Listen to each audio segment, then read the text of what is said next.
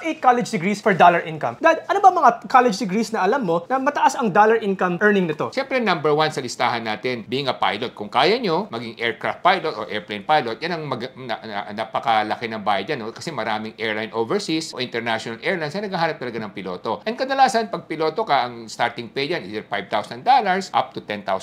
So, depende yan. Ano? Pero more or less din naglalaro yan. No? Saka kung titingnan kasi natin, maraming mga airlines ngayon ang bumili ng maraming eroplano. So, habang dumadami eroplano nila, dumadami yung international travel, at talagang nagkakaroon ng mas maraming demand sa piloto. So, yan ang isa sa mga number 1 na sa listahan natin. Pangalawa, syempre, yung accountant. No? Ang accountant, pag naging accountant ka kasi, lalo na kung may maganda yung napag-aralan mong degree na accounting at masters ka pa at naging CPA ka, marami rin naghahanap niyan. Mga malalaking kumpanya rito, mga multinationals na nagtatayo dito, mga BPOs, na mga nagtatayo na kumpanya rito, yun, talagang mabibigyan ka ng chance na kumita na mas malaki. At kadalasan, kahit na hindi ka na-hire na employee, pwede rin yung mga tinatawag natin mga kliyente mo, no? Nagpapagawa sa'yo ng mga accounting books, mga recording or mga summary, no, ng mga financial statements na galing sa iba't ibang bansa, no, international clients, mga small to medium sized companies sa abroad na nagbabayad sila in terms of dollars, no. So kung ikaw ay accountant, pwede mo silang alokin as your overseas clients kung hindi ka magtatrabaho sa mga multinationals, no. At kadalasan meron din mga kumpanya sa abroad na pwede ka nilang bigyan ng work permit para magtrabaho sa kanila at bayaran ka ng dollar, no. Pangatlo, syempre, yung being a teacher, no, yung teacher. A teacher kasi marami nangangailangan, no. Hindi lang dito, pati sa abroad, no, marami nangangailangan ng teacher, no. So pag teacher naman,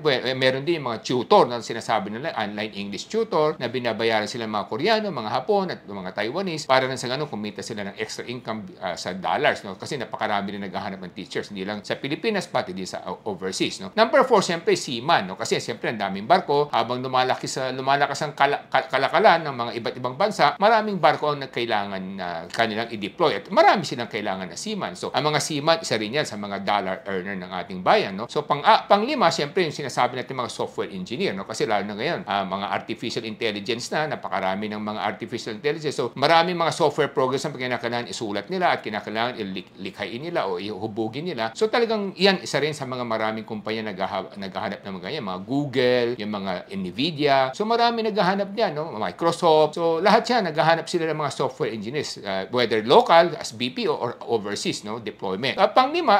Pang-anim, siyempre yung nurses na sinasabi natin, no. Yung mga nurses talagang kahit na saan pa yan, kahit na kailan, talagang laging healthcare is part of significant segment ng isang bayan, no. So kaya maraming mga kababayan tayo na nurses sa Amerika na laking kinikita, sa Europa, ganun din, sa Australia. Marami talaga pangailangan sa nurses, even sa Middle East, napakarami naghahanap ng nurses, no. So isa yan sa talagang kahit na tumagal pa ang panahon at eventually pwede kang magtrabaho doon, $2,000 starting pay normally, no, up to $10,000 kung maging senior ka, no, na nurse at maging mas malawak yung minamanage na area, no. Marami naghahanap ng mga nursing homes, mga hospital, mga iba't ibang mga kumpanya na may mga clinics na naghahanap sila ng nurses. And then pang-pito, syempre yung mga engineer, no, whether civil, electrical, or mechanical engineer. Kasi syempre sa dami ng infrastruktura, ang daming building na tinatayo, ang daming mga irrigation, ang daming mga dams, mga bridges na kailangan sa buong mundo at mga train system. So talagang naghahanap sila ng mga civil, electrical, mechanical engineer. So talagang yan, malakas ang demand yan, no. Again, matataas ang bayad din dyan sa mga ganyang klaseng kurso. Ang panghuli, siyempre, architect, no. Architect, pwede kang mag-design ng mga bahay, ng mga building, ng mga kung ano-ano pa mga museo. Pero yan, kahit na gawin mo sa bahay mo at may kliyente ka sa overseas, babayaran ka ng dollars yan. So yan yung mga top 8 college degrees na pwede natin i-recommend sa ating mga kababayan na available din ang mga courses at degrees dito sa ating bayan na pwede nilang pag-enrollan para sa ganun, pag nakatapos sila, at least magkaroon sila ng mas magandang kinabukasan. So yun yung mga top college degrees to earn higher dollars income. So yan yung ating guide. Sana nakatulong yan kung nag-iisip pa kayo kung anong pwede nyong pag-aralan para tumaas ang kita nyo at may future kayo na mas mataas ang kita dahil dollars ang iniipon ninyo. Ako po ay si Solomon Sai, ang inyong kuya ng bayan. Ako naman po si Michael Sai, yung dad ng bayan.